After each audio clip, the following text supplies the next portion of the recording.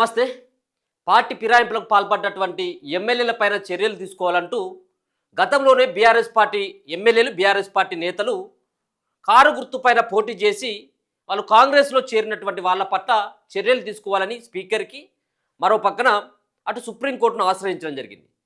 So ఇదే నేపథ్యంలో స్పీకర్కి court సైతం 2-3 సార్లు వార్నింగ్ ఇవ్వడం జరిగింది. సీరియస్గానే మీరు నిర్ణయం తీసుకుంటారా, లేకపోతే ఉంటే మేమే ఇన్వాల్వ్ కావాలా, కొత్త సంవత్సరం మీరు ఎక్కడ జరుపుకుంటారో తెలుసా మీకు అని చెప్పేసి అటువంటి వ్యాఖ్యలు చేస్తూ స్పీకర్కి కొంత ఘాటైనటువంటి వార్నింగ్ ఇవ్వడం జరిగింది. సో ఇదే నేపథ్యంలో ఈ నెల 6వ తారీఖున సుప్రీంకోర్టులో విచారణ జరగబోతా ఉన్నది. ఏది పార్టీ ఫిరాయింపులకు పాల్పడ్డటువంటి ఎమ్మెల్యేల విషయంలో.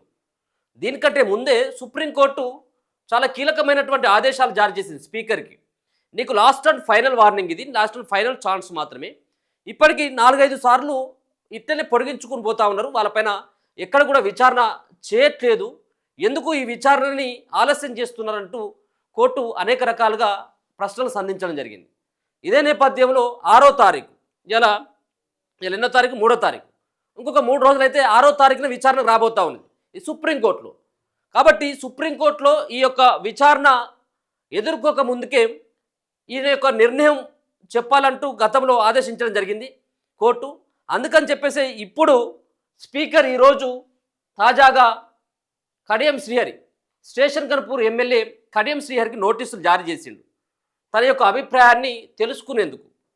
పార్టీ ఫిరాయింపులకు పాల్పడ్డటువంటి ఎమ్మెల్యేల్లో ఇప్పటికే 7 ఎమ్మెల్యేలకి క్లీన్ చిట్ ఇవ్వడం జరిగింది స్పీకర్ గడ్డం ప్రసాద్. వాళ్ళు ఎక్కడ కూడా పార్టీ మారలేదు. వాళ్ళు ఇంకా బీఆర్ఎస్ పార్టీ మనుషులే. వాళ్ళు బీఆర్ఎస్ పార్టీ ఎమ్మెల్యేలే. వాళ్ళు కారు గుర్తు పైన గెలిచినటువంటి ఎమ్మెల్యేలే.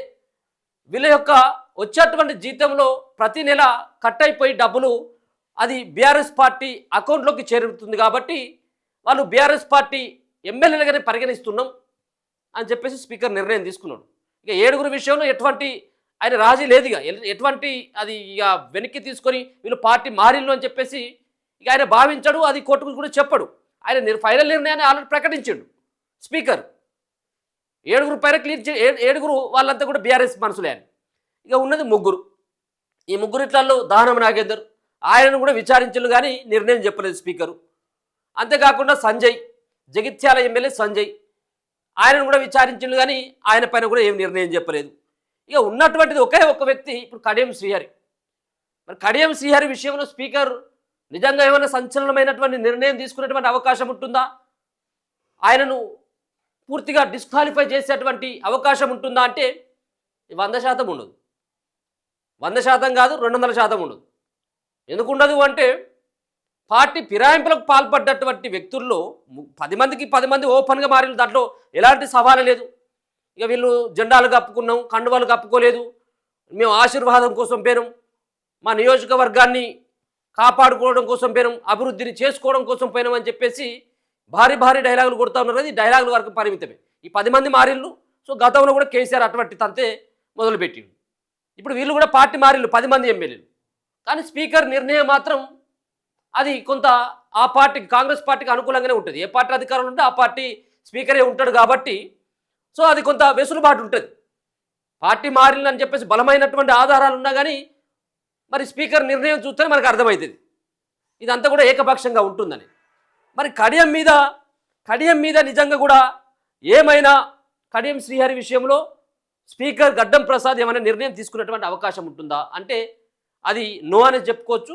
అయితే 6వ తారీఖున విచారణకు రాబోతూ ఉంది కాబట్టి 6వ తారీఖు లోపట్ల ఇక్కడ స్పీకర్ యొక్క నిర్ణయం ఆయనే కోర్టుకు చెప్తాడు. మేము 10 మంది ఎమ్మెల్యేల పైన మేము ఆల్రెడీ విచారణ జరిపినాం.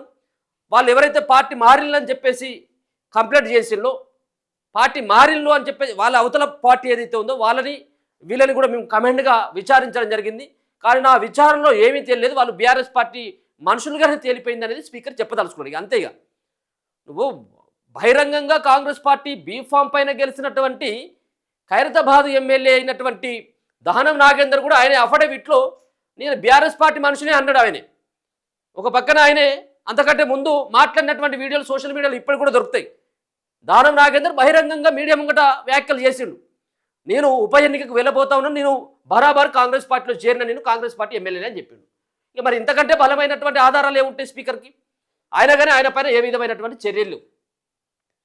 ఇంకా ఇప్పుడు ఇక్కడ కడియం శ్రీహరి విషయానికి వచ్చిన తర్వాత వాళ్ళ కూతురు టికెట్ కోసం ఆయన పార్టీ జంప్ అయిండు.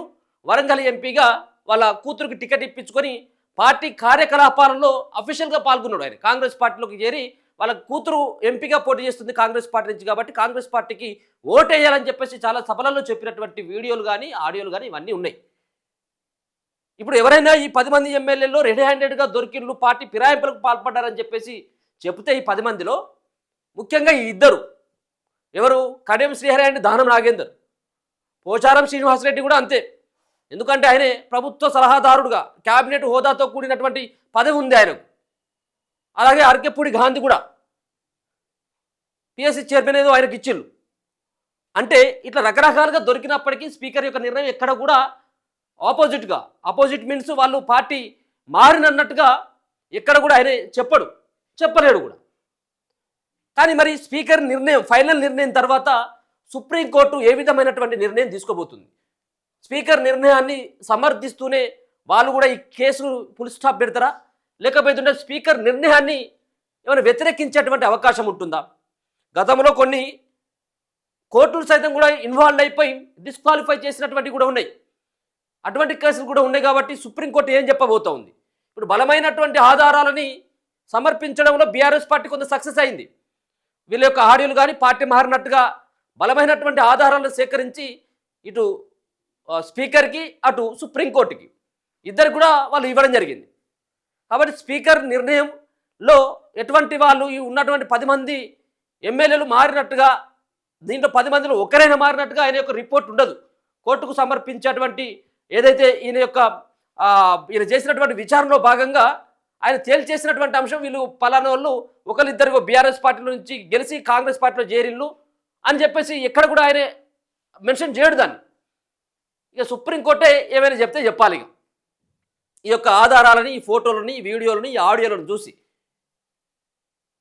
మొత్తానికి ఏదైతే ఇక విచారణ పిలుస్తున్నాడు, విచారణకు పిలుస్తున్నాడు, సంవత్సర కాలం అయిపోతున్నప్పటికి కూడా మరి పార్టీ మారి సంవత్సరం కాలం అయిపోయినప్పటికీ, మేము ఫిర్యాదు చేసి సంవత్సర కాలం అయిపోయినప్పటికీ ఏ విధమైనటువంటి చర్యలు తీసుకోవట్లేదు అని చెప్పేసి ఏదైతే అందరూ కొంత ప్రెషర్ తీసుకొచ్చేటువంటి ప్రయత్నం చేస్తున్న బీఆర్ఎస్ వాళ్ళు, సో మొత్తానికి చేయలేదు అన్నట్టుగా, అంటే నేనేమో కొట్టినట్టు చేస్తే నువ్వు ఏడ్చినట్టు చేయనట్టుగా వ్యవహారం అన్నట్టు. ఎవరు ఇక్కడ గడ్డం ప్రసాద్ స్పీకర్ గారు అండ్ అక్కడ ఉన్నటువంటి పార్టీ ఫిరాయింపులకు పాల్పడ్డటువంటి ఎమ్మెల్యేలు. మీరు ఎవరినైనా కానీ చిన్నపిల్లని కొంత తెలివి ఉన్నటువంటి వాళ్ళని అడిగినా కానీ పార్టీ ఫిరాయింపులకు వాళ్ళు పాల్పడడం లేదంటే వాళ్ళు వర్జనంగా వాళ్ళు మారిన వాళ్ళు పార్టీ ఫిరాయింపులకు పాల్పడ్డటువంటి ఎమ్మెల్యేలు వాళ్ళంతా. చూద్దాం మరి ఇంకా ఏం జరగబోతా ఉంది. ఈ నిర్ణయం ఆయన యొక్క రేపు 11 గంటలకి కడియం శ్రీహరిని రేపు 11 గంటలకి ఆయనే రమ్మని చెప్పేసి అన్నాడు. మరి ఇంకా 3 పైన నిర్ణయం ప్రకటించాలి. ఆయనే 7 మాత్రమే క్లీన్ చిట్ ఇచ్చిండు. దానం నాగేందర్ విషయంలో ఇంకా ఆఫీసర్గా ఆయన కూడా ఏం చెప్పలే.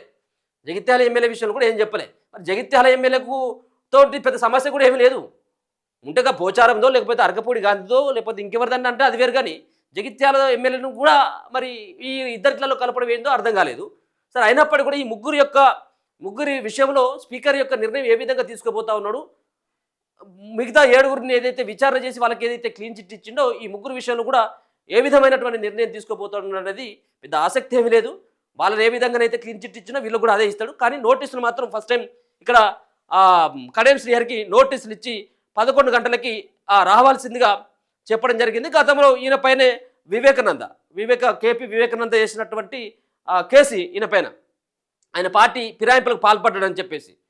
సో 11 గంటలకు జరగబోయేటువంటి విచారణకు రావాల్సిందిగా వివేకను కూడా ఆయన కూడా వివేకకు కూడా నోటీసులు వచ్చినాయి. ఎందుకంటే ఎవరైతే కేసులు వేసినా వాళ్ళని నేరుగా రమ్మంటా ఉన్నారు. గతంలో ఉన్నటువంటి పార్టీ ఫిరాయింపులకు పాల్పడ్డటువంటి ఎమ్మెల్యేల విషయంలో ఇంకా మిగతా కొంతమంది పైన కేటీఆర్ వేసిండు, పాడి కౌశిక్ రెడ్డి కూడా వాళ్ళపైన కూడా పిటిషన్ వేయడం జరిగింది. కాబట్టి ఇప్పుడు వాళ్ళని కూడా రావాలి కదా, ఆపోజిట్ పార్టీని కూడా వాళ్ళని కూడా రమ్మని చెప్పేసి చెప్పడం అయితే జరుగుతుంది. మొత్తం 10 మంది ఎమ్మెల్యేల ఫిరాయింపు పిటిషన్లు తన ముందుకు రాగా ఇప్పటికే 7గురికి స్పీకర్ క్లీన్ చిట్ ఇచ్చిండు.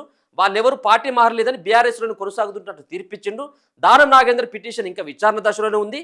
ఇప్పుడు కడియం శ్రీహరి పిటిషన్ విచారణ జరగబోతుంది. మరో ఎమ్మెల్యే సంజయ్ వ్యవహారంపై స్పీకర్ ఇంకా ఎలాంటి నిర్ణయం తీసుకోలేదు అంటే ఇక నిర్ణయం తీసుకుంటాడు. ఇక కడియం శ్రీహరి ఆల్రెడీ వాళ్ళని కూడా పిలిచిండు, కానీ నిర్ణయం ప్రకటించలేదు అంతే.